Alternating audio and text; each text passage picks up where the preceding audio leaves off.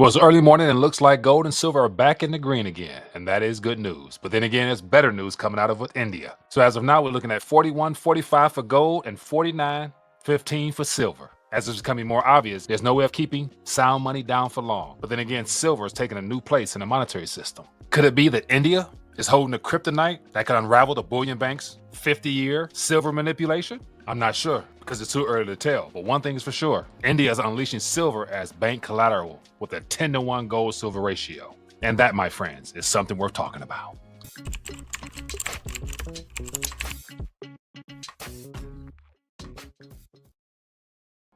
All right, today is going to be a doozy. So as always, looking forward to sharing my 2 cents on a variety of subject matter, and in particular silver, which happens to be the kryptonite towards Wall Street's capturing of the global monetary system. And wherever silver goes, that will drive the rest of the commodity space, aka precious metals industry, as well as rare earths and everything in between. So I got a couple headlines here, as well as some sentiment in the social media sphere in reference to this India remonetization and slash collateralization of silver back into the banking system. And once again, with that type of activity, there's no way that the manipulators within the futures game can continue their streak of suppressing silver and in particular gold from reaching its true fiat-based price. But then again, never say never. But let's just jump right into it. I don't want to waste any time. I want to get straight to the point.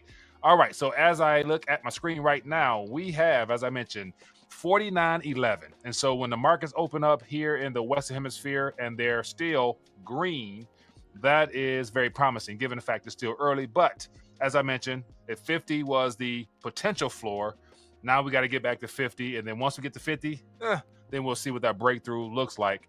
And so today is unique in of itself because of what I consider to be the Modi or Prime Minister of India or the Indian banking structure desire to reinstate silver back into the monetary structure within the country of India. And of course, India has been a driving force to the recent valuations of silver and in particular gold. And so make no mistake, there's not much BRICS news excitement right now. I mean, I'm referring to Brazil, Russia, India, China, and South Africa and all the other partnering nations. But clearly, with gold and silver responding the way it has over the last several months, outside of all the Western drama that we're experiencing between tariffs, shutdowns, and all that other stuff, gold and silver is the primary focus on a global monetary scale. So I have to touch on it as much as I can, just because the goal is always to reach people who may not know what real money is. And that's what rethinking the dollar is all about. And so for those who might be new, you never know, hit that thumbs up button, show your support for the channel. And if you have any thoughts, ideas, suggestions on content ideas or subject matter that matters to you outside of this, then drop a comment and let me know what you're thinking. And if you have not, hit that subscribe button. And more importantly, the things I want to get to today is definitely something that everybody should be hearing about. And so take this and share it so more people can come across an alternative perspective as to what's really happening here. And so let's just jump into the headline article and not waste any time, people. This is going to be a doozy, I believe. Okay, so here we got out of Jerusalem Post. This came out, let me see, this was yesterday, I think. And so October 22nd, it came out from the Silver Academy. And so once again, this is the news source here. I'm just going to take it and share my 2 cents on it and just highlight some of the information because I haven't really seen it circulating, especially on any mainstream channels. But we're going to walk through it and just lay things out bit by bit to understand the importance of gold and silver, and in particular, how it's been reinstated back into the banking structure in India. And it's good to say they're not going to be the only ones. And so it says here, India formally recognizes silver as bank collateral with a 10-to-1 gold silver ratio, reshaping lending, boosting demand, and igniting a new era for silver as a global monetary metal. That is interesting. So here we go. Let's just jump into it. It says India has taken a historic step towards remonetization of silver, officially allowing the white metal to serve as collateral for bank and non-bank loans under the new Reserve Bank of India. Regulation set to take effect in April of 2026. So here we have some very interesting and direct and specific policy shifts, bringing gold or silver back into the fold. And what I find unique about this already is the fact that we know gold has been reinstated as, tier one structure collateral amongst the Western banking structure, according to the whole Basel situation from, I want to say 2018, 2019, when I started talking about that. And it's been hushed for the most part. And so that's one thing that we also haven't considered as of lately in reference to the race to get gold, because gold has taken a major surge over the last year plus, and it has a lot to do, I believe, with the whole banking structure in the European region getting back into gold and putting it on their balance sheets as a form of collateral, on top of all the other things I talked about, reference to nation states as well as institutions dialing back on the outright usage of U.S. liabilities in the form of our debt instruments. And so here we now have silver from the nation state of India, and India is a heavy consumer of silver from jewelry standpoint, and now an investable grade product in form of lending within the banking structure. So that right there cannot be denied, because it is monumental in and of itself, because it's going to drive the demand for silver even more. And of course, gold and silver is already embedded into the psyche of the Indian people. It just haven't caught up to us over here in the Western Hemisphere, because we've been very privileged to use debt and credit as a way of supporting and creating this global hegemony that we have in the fiat system. But maybe that's changing. Okay, back into this article. Give it to you straight here. It says here, the move effectively reestablishes 10-to-1 silver to gold ratio in collateral lending, marking the first time a major economy has formally recognized silver role alongside gold in modern banking. So here we have 10-to-1 silver to gold ratio. And so as of right now, we've been hovering around the 80 to 1 gold to silver ratio with some fluctuations here or there. But once again, 10-to-1, that is a more realistic, straight out of the ground type of ratio there. And so that was not by accident. And to me, that signals that they recognize the true, out of the earth, pure, without any manipulation ratio of gold and silver, or more importantly, the importance and the rarity of silver when it comes to gold. So if gold is numero uno, silver shouldn't be that far behind in reference to its availability above ground. And what makes silver even that much more special is that it's consumed. It's not just something you put on the shelf and just let it sit there. It's actually utilized. And that, my friends, is something that can't be denied as well.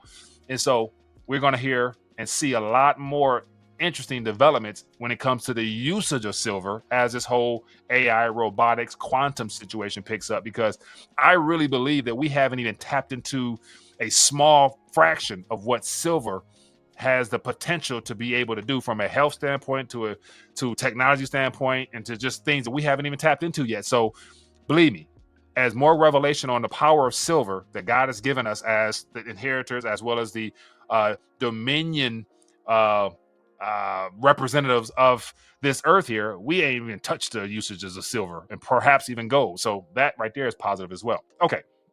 But just get into it. It says silver joins gold in India's banking system. It says for decades, Indian households have relied on gold jewelry as a primary form of collateral for personal and business loans, especially in rural areas with limited access to credit.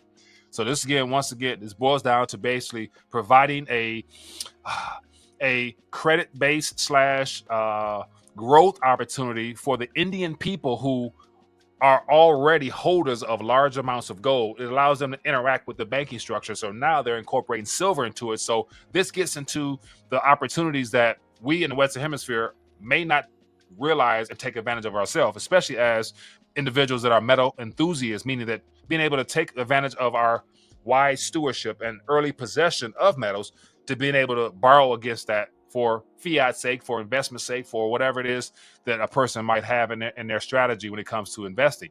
It says the new rules expand the privilege of silver, jewelry, and ornaments, enabling borrowers to pledge up to 10 kilograms of silver or 1 kilo of gold as collateral for loans up to 2.5 rupees, I'll say it at that, which is approximately $3,000. So literally, if a person naturally saved in sound money and wanted to pay off some bills or make some transactions in fiat terms, they can use their gold and or silver, as it says here, 10 kilos of silver or 1 kilogram, and use it within the banking structure and get a loan against it. That right there, my friends, reinstates and shows the significance in gold and silver purely. And so here it says the policies applies to both bank and non-banking financial companies, a sector that serves millions of small borrowers, and introduces uniform valuation and documentation standards to ensure transparency. And so it goes on to give you here, say, a modern monetary shift. If implemented as reported, the change would make India the first country in modern history to set a structured monetary benchmark for silver, recognize it as a parallel store of value to gold. The measure limits collateral to physical holdings, excluding ETFs, coins exceeding certain weights, and non-jewelry bullion, reinforcing demand for tangible metal held by household and small businesses. It says why it matters for silver prices. It says silver's use of collateral adds a powerful financial dimension to its industrial and investment demand. The metal is essential to solar panels, electric vehicles, medical instruments, and military electronics, yet global supply has been running deficits for several years. And so here it goes on to give you more context as to what's happening. But these are some things policy-wise that are floating on the books there in India. And if things move forward, it's going to create a ripple effect that every nation state will have to recognize, because not only will it put more pressure on the silver demand, but yet the unavailability of free-floating silver sitting in vaults just doing nothing will become even more scarce, because everybody will be clamoring to get a hold of physical, whether it be for utility's sake and all the things I just mentioned, whether it means savings for the average retail investor, mom and pops that can actually afford silver at about $50 an ounce right now, and or institutions that want to get involved in this space by and securing silver and gold on their part for the sake of a savings mechanism for the company's sake as well as the nation state's sake. And then you're going to have the products and services that will be created off of these things here that will also spark a demand into physical. So with all this being said, it's the gold to silver ratio that will ultimately need to be addressed, because the bullion banks in the Western Hemisphere, the futures contracts, has it 80-1 or 7-1. It comes out of ground at 7-1-ish. India is reinstating potentially a 10-1. And then we have China, who's going to be doing something similar, if not already. And then, of course, Russia. So the BRICS nations will be forced to recognize this. And what does that do to the Western Hemisphere? It's going to put more pressure on the U.S. and Europe to figure out how to either slam it down further or let it go and let it just rip to numbers that we haven't seen. But they won't do that, because why? It'll take away from the digital distractions that they want the world to move into. And so once again, if the average Joe and Jay realizes silver is the last place and the only place that the people should be first and foremost, they're going to be deterred from actually going towards the things that we're being driven towards, and that's the digital side. It's not going to stop, Wall Street from capturing the system. It won't stop, this current administration and all the people around him, as far as, the advocates for the decentralized tech and everything like that, and the merger of the Fed and Treasury together to come up with some digital, revaluation of, whatever, to try to play off the national debt. It won't stop that, because once again, there's nothing to stop this train, but it's more so slowing things down. That would be the goal. You can't stop the move towards the one world approach with there being a singular currency and stuff like that. You can't stop that. But what we can do is wake people up, inform them to the importance of sound money and their need to get a hold of it as fast as they can, as soon as they can, from a wealth preservation standpoint. That right there can potentially throw some wrinkles in the plans of the orchestrators of this entire experience that we're having right now. Just because, once again, from what I'm sitting and what I pay attention to, ain't nothing changed. The same people who control the system are still calling the shots. But then again, they have some things that excite people along the way, and it happens to be Bitcoin. But then again, as I mentioned, this is just what's happening, people. And so let me just give you some thoughts and ideas and suggestions based upon what's happening in the social media sphere right now, just to see what other people are saying. So here we got on X, we have Make Gold Great Again, and he has major news. India will formally allow silver to be used as a loan collateral from April 26. Says interesting, borrowers only need 10 kilos of silver for 1 kilo of gold. What a ratio. So it shows Modi here dressed up as like an old, silver bug or something. Then we have Eric Young says India is already using physical gold and silver as collateral for their banking system. Wow. And then just more thoughts here. So here's something where it says here, India purchased 1,000 tons of silver and 50 tons of gold, which is 5%, 2% of annual mine production, respectively, on Diwali, the festival. And then you got the article I just talked about here. And then just more thoughts and suggestions here. So clearly, only in the social media sphere are people talking about this, because you'll never see it on mainstream news. You'll never realize, what they don't want people to know. They just don't talk about it. But then again, that's why I'm here to tell you, so that you know, so that now that you know about this now, is just more of a reminder of the importance of continuing to stack, get your weight up, do what you do best, protect and preserve yourself, because nobody in a suit's going to do it for you. It's all up to you. So that's why I trust that you're going to get this video, put it out to people, share it in your socials, or send it directly to a family or friend who might have been questioning all the things that you've been telling them forever. Let them know that Mike over at Rethinking the Dollar is still trying to get people to rethink the Federal Reserve note, just because not all dollars are created equal. As I always say, there's a difference between this silver dollar and this dollar, because this is a debt instrument backed by full faith and confidence of the user of it. Whereas in, say, let me give you some other things here. So say back in 1960 something or another, this silver certificate was redeemable for something of this nature. And so most people of the younger generation may not know that. You know that, of course, so let the other people know, because fiat notes were always meant to be redeemed. And because the banks no longer acknowledge that, it's up to you to do that. Anyway, I can go on forever, but I'm not. I want to be short, sweet, and to the point. Curious to hear what you guys thought. If you found value, as always, drop a comment, take this, share it, like it. If you're new, make sure you subscribe, take this and put it out there. And also, don't want to give you all this information without also suggesting some things that you can participate in. And one of them in particular happens to be the silver team. So it's a matter of getting physical. So as you can see here, Quicksilver, and this is just a little toolkit, 20 ounces just sitting. This is what's available for those who want to get directly involved in the silver game. And that's why I encourage people, if you haven't, make sure you check out the silver team. And so this is an opportunity for everybody to get physical. All it takes is 1 ounce at a time. And this is available through the Quicksilver Wealth Accelerator program. And as I show you guys here, these are some other individuals that have been stacking 1 ounce at a time. It's no rush. Just get what you can, how you can, when you can. And you can automate it and have it sent to you directly, 1, 4, or 10 or whatever.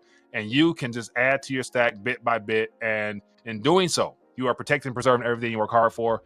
And if you get involved as a member, you get your own link where you can share with family and friends and also be a recipient of discount or perhaps free silver to add to your stack. But anyway, my silver team, links in the description, as all the other resources down there. Catch you guys later. Shalom.